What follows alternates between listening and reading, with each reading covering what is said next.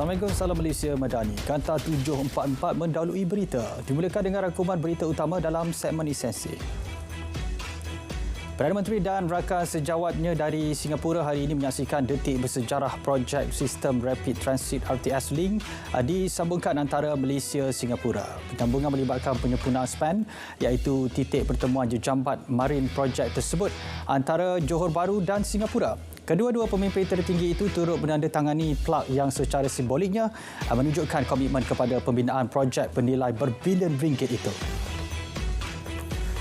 Cadangan Zon Ekonomi Khas Johor Singapura JSS dijangka meningkatkan lagi perdagangan antara Johor dan Singapura.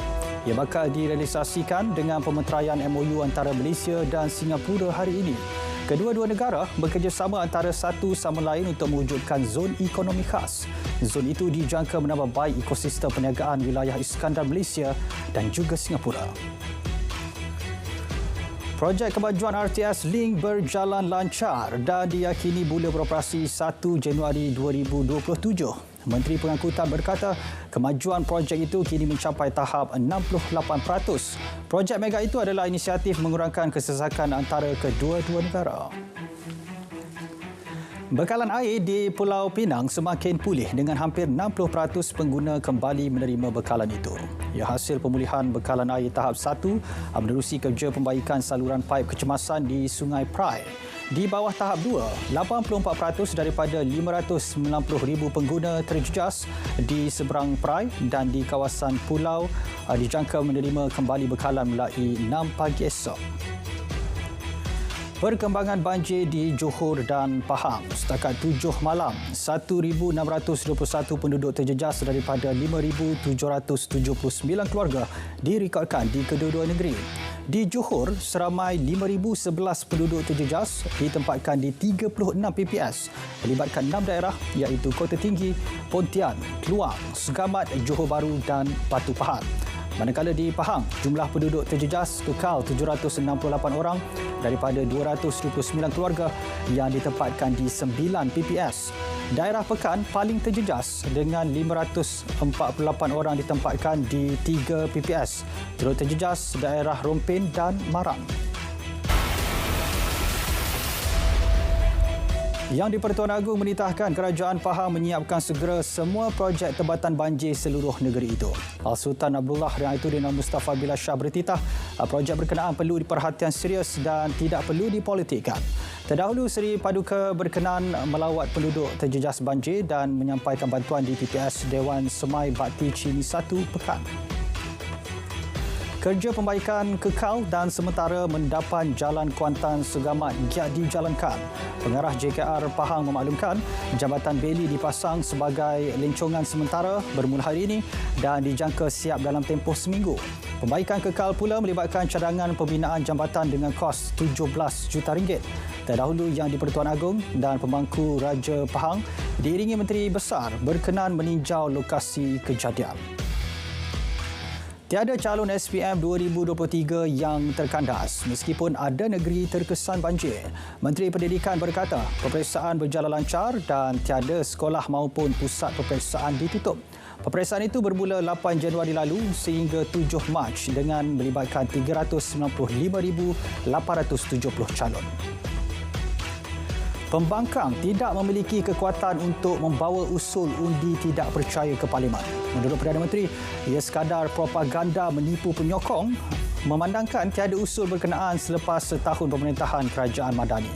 Justeru jemaah menteri dan pimpinan kerajaan diminta terus menumpukan usaha bangunkan negara dan keutuhan ekonomi.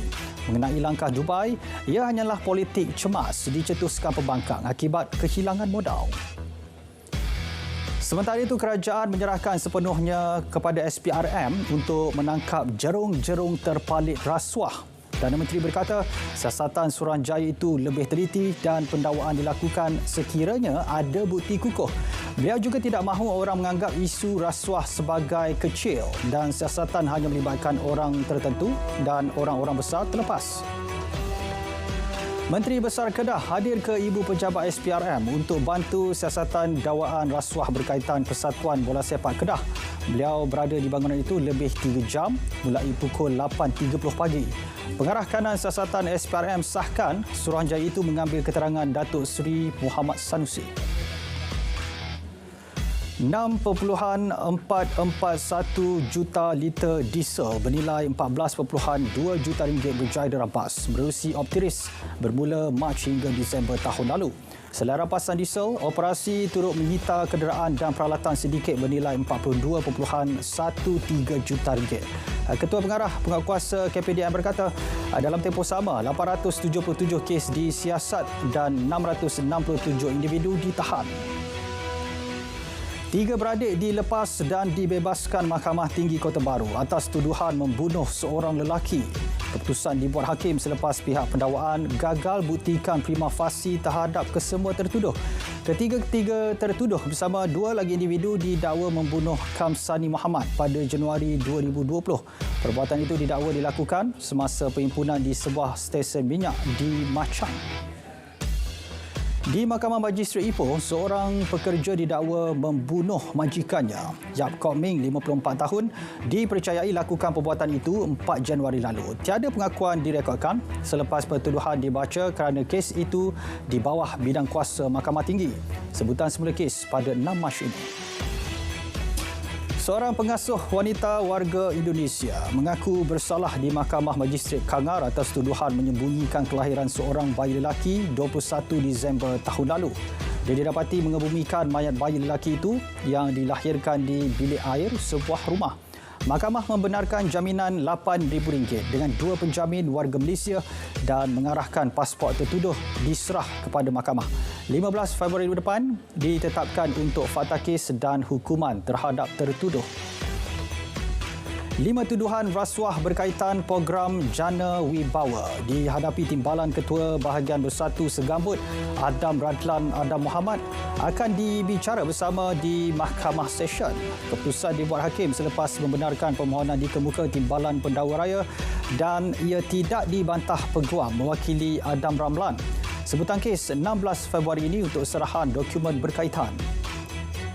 2 pengedar dadah diberkas polis dalam operasi di kawasan hentian bas Batu 34 Pontian semalam.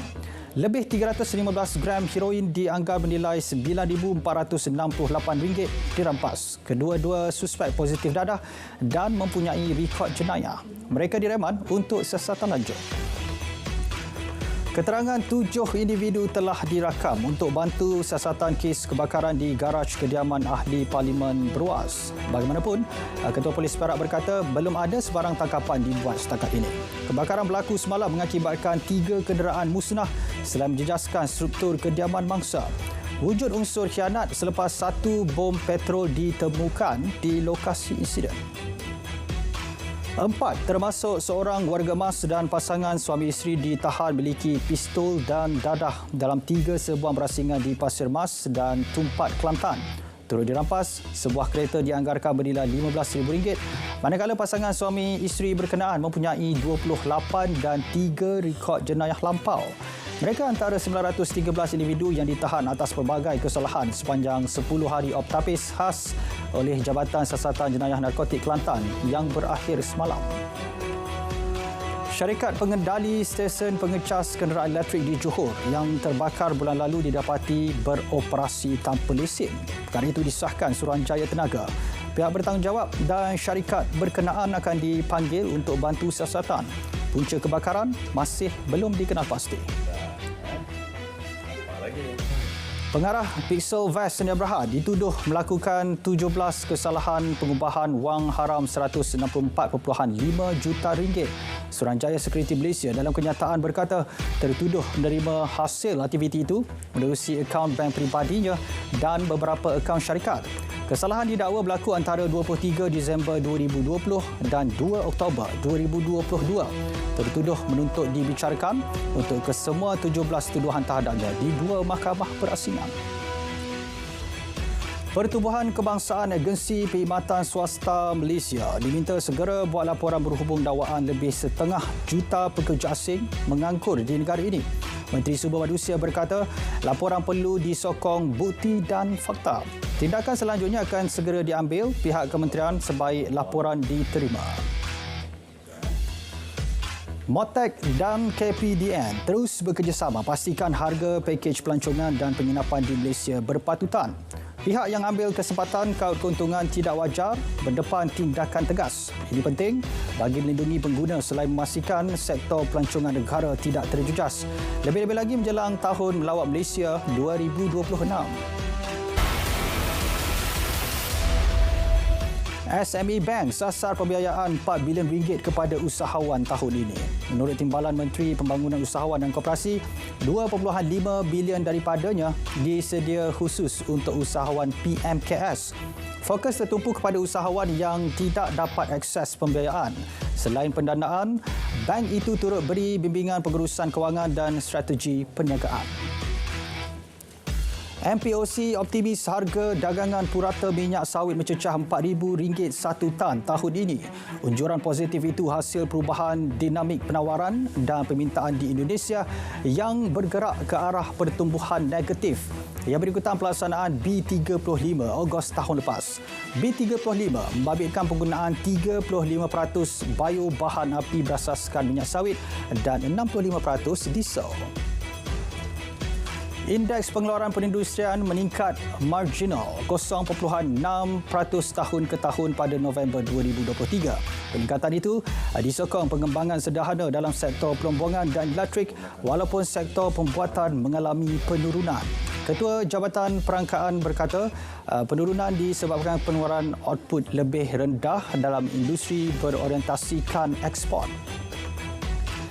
Tan Sri Abu Samah Nordin dilantik pengerusi bukan eksekutif Lembaga Pemantauan Audit Suruhanjaya Sekuriti Malaysia berkuat kuasa 5 Januari lepas.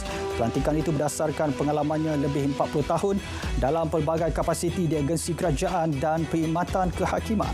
Beliau menggantikan Datuk Anandam Kasinadam yang menamatkan penggal 3 tahunnya. WHO membatalkan satu lagi misi perubatan ke Gaza. Menurut Ketua Pengarah, pembatalan itu akibat kegagalan menerima jaminan keselamatan. Pembatalan kali ini merupakan kali ke-6 dalam tempoh 2 minggu. Misi ke-6 yang dibatalkan agensi PBB itu kerana permintaan untuk melawat tidak diluluskan sejak kali terakhir pada 26 Disember tahun lalu. Alaska Airlines urus umum pembatalan semua penerbangan yang melibatkan pesawat Boeing 737 MAX 9 sehingga Sabtu. Pengumuman dibuat sementara menunggu dokumentasi daripada Boeing dan pentadbiran penerbangan Persekutuan Amerika Syarikat. Ia susulan insiden panel tingkap kabin pesawat tercabut Jumaat lepas. Pihak berkuasa mengeluarkan larangan sementara untuk kesemua Boeing 737 MAX 9 bagi menjalankan pemeriksaan keselamatan. Pihak berkuasa Turki mengenakan denda harian melebihi $160,000 ke atas Meta. Ia susulan kegagalan mematuhi kewajipan pertukaran data. Instruksi interim dikeluarkan meminta Meta berhenti menggunakan data pengguna WhatsApp di Turki. Argentina dan Tabung Kewangan Antarabangsa IMF umum perjanjian peringkat teknikal untuk pengeluaran $4.7 bilion kepada negara Amerika Selatan itu. Menteri Ekonomi berkata perjanjian sebelum ini telah dihidupkan semula selepas tidak mencapai matlamat pada tahun lepas. IMF menyatakan bahawa kerajaan Javier Milei perlu dipulihkan terutama dalam hal ekonomi. Baik saudara, Kanta 744 berakhir di sini. Dari sungai ke segara, Palestin pasti merdeka. Saya Azamul Hussein, Malaysia Madani, tekad perpaduan, penuhi harapan.